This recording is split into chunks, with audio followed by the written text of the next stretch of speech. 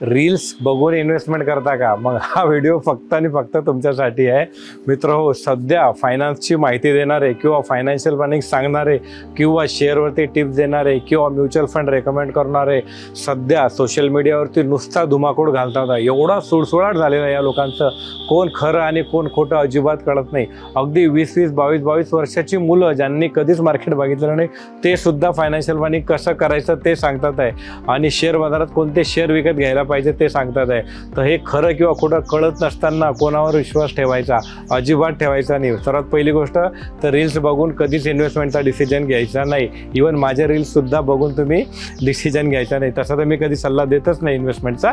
परंतु जर तुम्हाला एखाद्याला फॉलो करायचं आहे, त्याच्याकडे इन्व्हेस्टमेंट करायची आहे, तर त्याच्या ऑफिसला जाऊन बघा, त्याला किती वर्षांचा अनुभव आहे ते बघा, त्याचं शिक्षण काय झालेलं आहे ते बघा, तो सेबी रजिस्टर्ड आहे का ते बघा, एमफी रजिस्टर्ड आहे का ते बघा, काही फायनान्शियल प्लॅनिंगशी रिलेटेड CFP वगैरे केलेला आहे का ते बघा. ह्या सगळ्या गोष्टींचा रिसर्च करून, अभ्यास करून मग विश्वास बसला, तुमची त्याची वेवलेंथ जुळली, तर त्याच्याकडे जाऊन इन्व्हेस्टमेंट करा.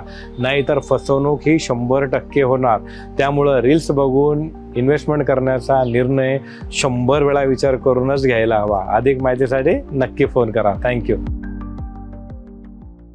Mutual fund investments are subject to market risks. Read all scheme related documents carefully.